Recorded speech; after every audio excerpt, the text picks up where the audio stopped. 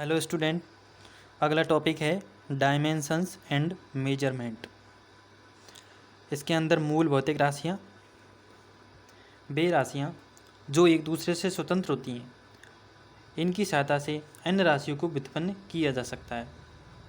वे राशियाँ जो किसी अन्य दूसरी राशि को व्युत्पन्न कर सकती हैं, बट वे एक दूसरे से स्वयं स्वतंत्र रहती है। जैसे फर्स्ट, द्रव्यमान, मास, इसकी यूनिट होती है किलोग्राम एंड बीमा होती है एम एम से निरूपित किया जाता है। एंड लंबाई, लेंथ, इसकी यूनिट होती है मीटर, एल से रिप्रेजेंटेशन किया जाता है। टाइम, समय, इसकी यूनिट होती है सेकंड, टी से रिप्रेजेंटेशन किया जाता है।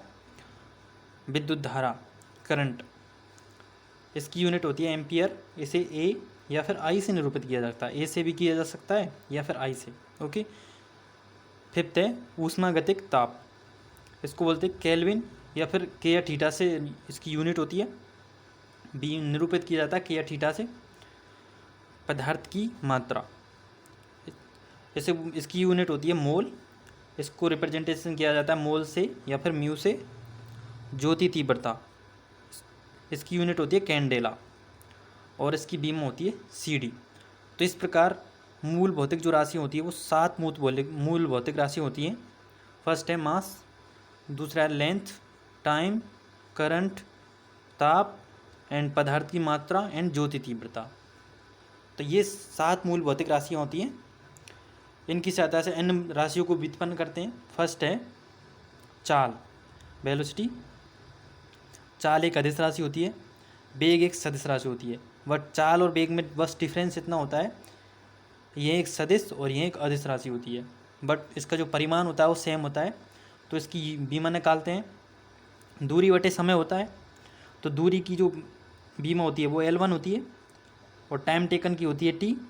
तो इसका जो बीमा आ जाएगा वो हो जा m0 L1 और T-1, ये इसकी बीमा होगी। Okay guys.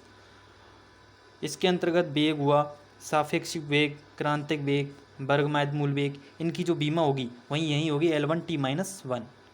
हमेशा ध्यान रखिएगा, वेग, सापेक्षिक वेग, क्रांतिक वेग, वर्गमायद मूल वेग कहीं भी आ जाए तो उसकी बीमा होगी L1 T-1। ओके। सेकंड आता है त्वरण। त्वरण की वेग में परिवर्तन की दर को त्वरण कहा जाता है। तो वेग में परिवर्तन की दर वेग अपॉन समय। वेग होता है, अभी निकाली थी वेग की बीमा कितना, L1 T-1, m0 होता है और एक और T नीचे, तो ये कितना हो जाएगा m0 L1 T-2। तो त्वरण की बीमा क्या हो गई m0 L1 T-2।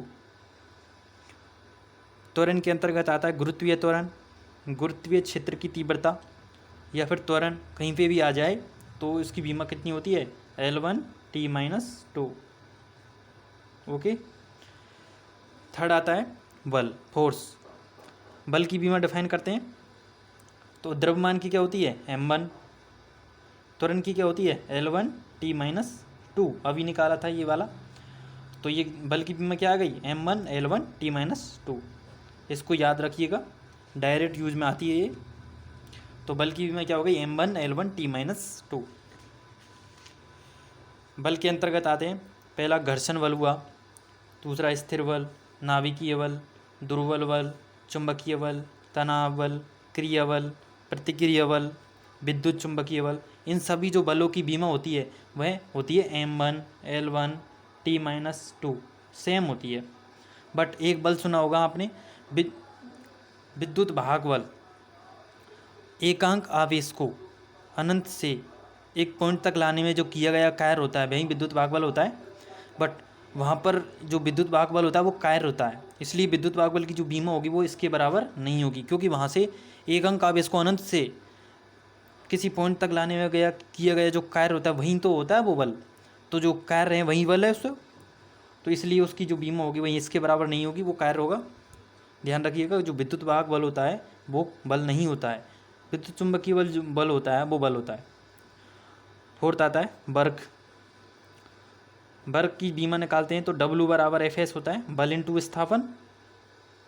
बल की बीमा अभी निकाली थी m1 L1 T-2। Okay guys. और विस्थापन की बीमा होती है L1। ओके, तो इसकी बीमा क्या हो जाएगी M1 L2 T-2। तो कार्य की बीमा क्या हो गई M1 L2 T-2। कार्य कोई सा भी आ जाए, ऊर्जा जहाँ कहीं भी दी जाए, या बंधन ऊर्जा, या फिर ऊष्मीय ऊर्जा, या फिर स्थितिज ऊर्जा, या विद्युत ऊर्जा हुई, या फिर गतिज ऊर्जा हुई, या चुंबकीय ऊर्जा हुई, तो इन सभी की जो बीमा होती है वो होती है M1 L2 T-2। फिफ्थ आता है प्रेशर, दाब, या फिर प्रतिबल भी कह सकते हैं इसे। प्रतिबल बराबर बल बटे क्षेत्रफल होता है। क्षेत्रफल A बराबर होता है पाई R स्क्वायर। R त्रिज्या की क्या होती है, त्रिज्या एक डिस्टेंस है, तो डिस्टेंस क्या होती है L स्क्वायर हो गई इसकी बीमा। तो बल की क्या निकाली थी अभी, M1 निकाली थी L1 T-2, बल की बीमा अपॉन क्षेत्रफल की बीमा होती है L2। ओके, तो ये हो जाएगा P बराबर M1 L-1 T-2। तो ये हमारे दाब की बीमा हो गई। ओके, क्योंकि ये 2 ऊपर जाएगा तो -2 होगा, +2 और -2 में से 1 बचेगा तो -1, तो ये इसकी बीमा हो जाएगी। अगले लेक्चर में हम देखते हैं बीमाहीन राशियाँ, कौन कौन सी बीमाहीन राशियाँ हैं, और अगले लेक्चर में हम बीमाहीन राशियों के बारे में अध्ययन करेंगे। जैसे कौन हुआ, कौन एक बीमाहीन राशि होती है जिसका फॉर्मूला होता है चाप बटे त्रिज्या।